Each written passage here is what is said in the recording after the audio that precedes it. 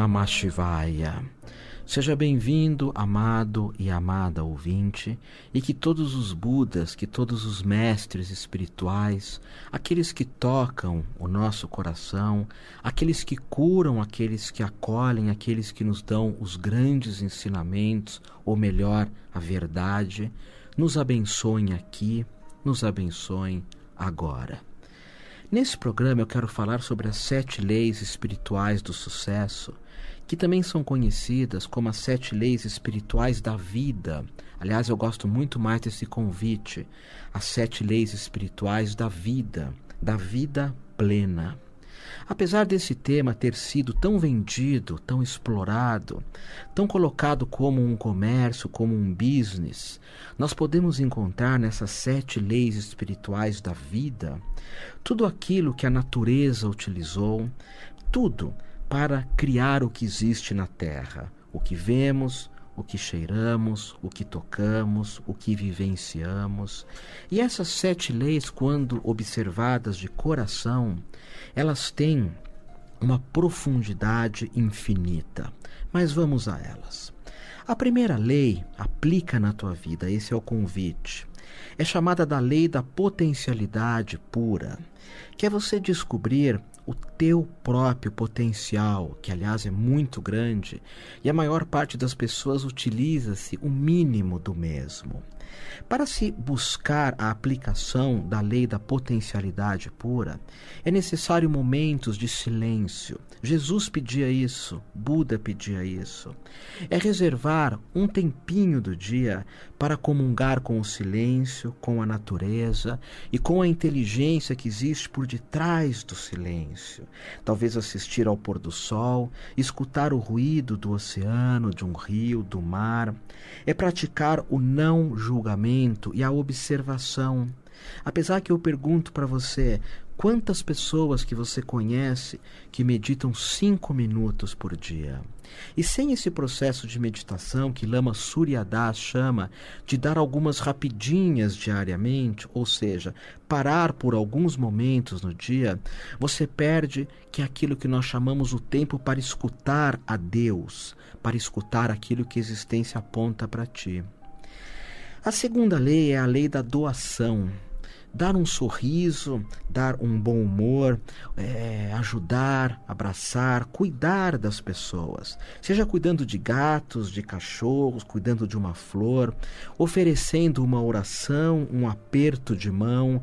É claro que os nossos líderes, é claro que muitas vezes boa parte da mídia, é claro que muitas vezes boa parte dos famosos, dos ricos e famosos, não apontam nessa lei da doação. Por isso nós acreditamos que todas as pessoas são egoístas, mas não.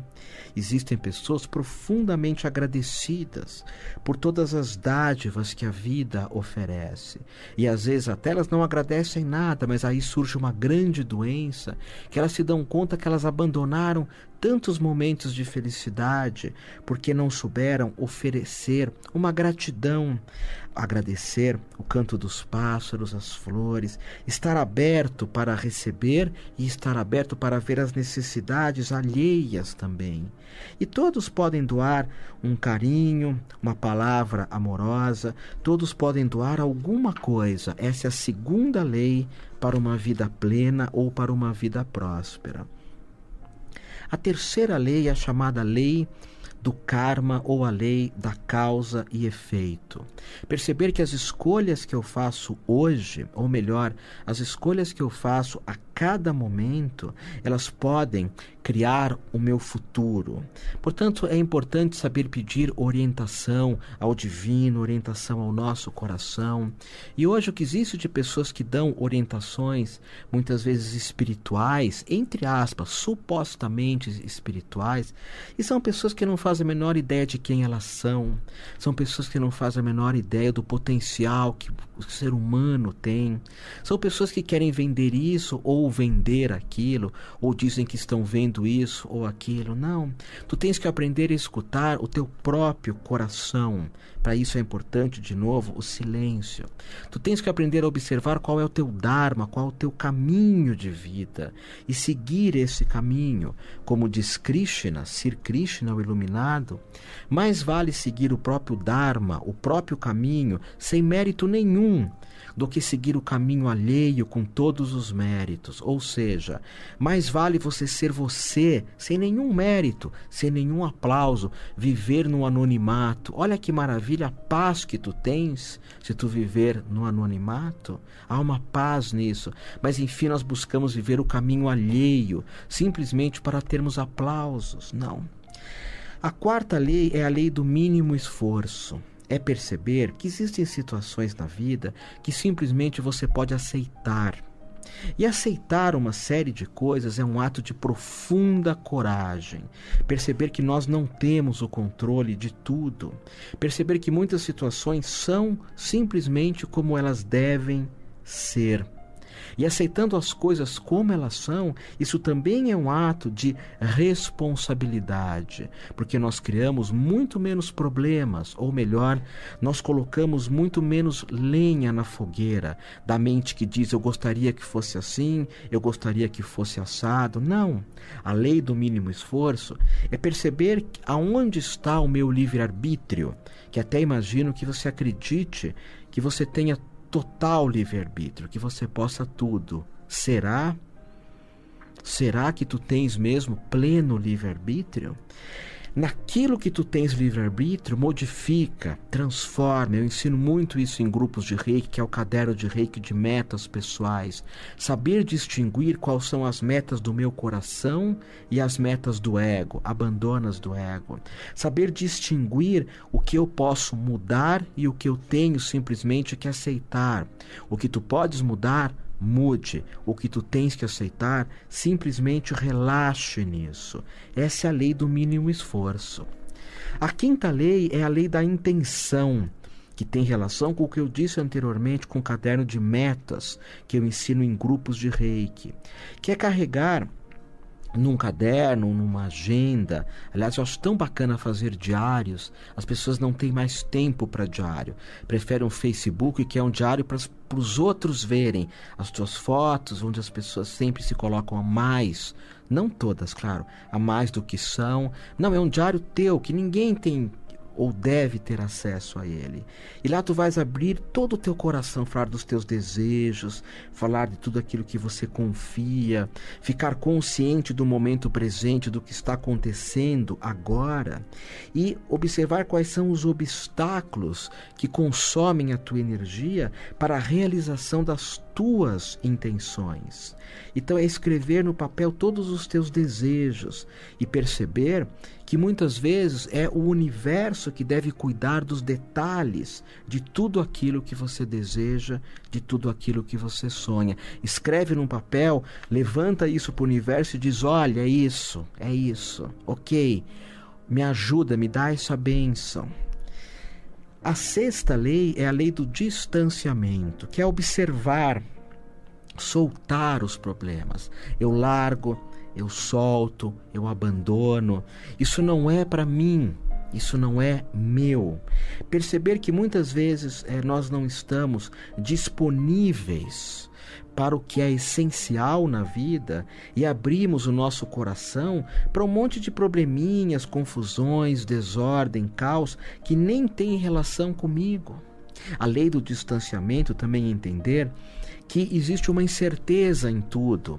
Às vezes um esotérico, um mítico aponta um caminho para ti, diz assim: segue tal caminho, vive tal situação. Tudo isso é um palpite. Não há a certeza de tudo. Nós não podemos saber tudo. Algumas coisas sabemos, outras não. A sétima lei é a lei do Dharma, ou o propósito da vida, que é descobrir qual o propósito do teu ser. Tu tens um dom singular ou vários. Tu tens talentos únicos para dar aos outros e para você. utilizar-se dos mesmos. Você tem talentos singulares que pode ser utilizado em benefício dos outros, eu repito, e também em benefício próprio. A lei do Dharma é ter o objetivo supremo de vida. Eu falo muito isso nas gravações que eu faço, nas montagens que eu faço de mapas astrológicos, quando alguém me solicita um mapa. Aliás, eu até digo que meu mapa astrológico é um mapa dármico, ele aponta um caminho, mas tu tens que descobrir quais são os teus caminhos, quais são as portas que tu tens que abrir na realização da tua alma. Então, trazendo isso para a nossa vida diária, essas 7 leis da prosperidade, ou as 7 leis da vida plena, da vida que vale a pena ser vivida, vamos fazer um resumo das mesmas. A primeira lei é a lei da potencialidade pura, que é experimentada através do silêncio, da meditação, do não julgamento, da comunhão com a natureza externa ou com a tua natureza interna.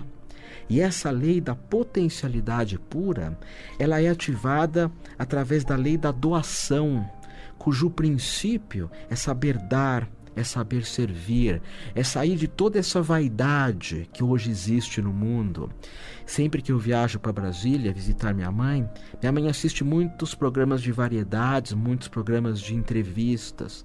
E sempre que se está se entrevistando alguém, eu falei para minha mãe, olha, essas pessoas que são entrevistadas, tudo é eu, quanta vaidade. E essa vaidade é uma neurose absoluta. As pessoas vivem um nível de vida tão baixo, tão medíocre, tão pequeno, uma vida sem nenhum sentido de plenitude, que elas têm que ficar o tempo inteiro se vangloriando. Eu. Não. A lei da doação é se doar em silêncio, é se doar em abundância, é se doar de coração, não para aparecer. E doar amor, e doar afeto, e doar abraços, enfim. A terceira lei é a lei do karma.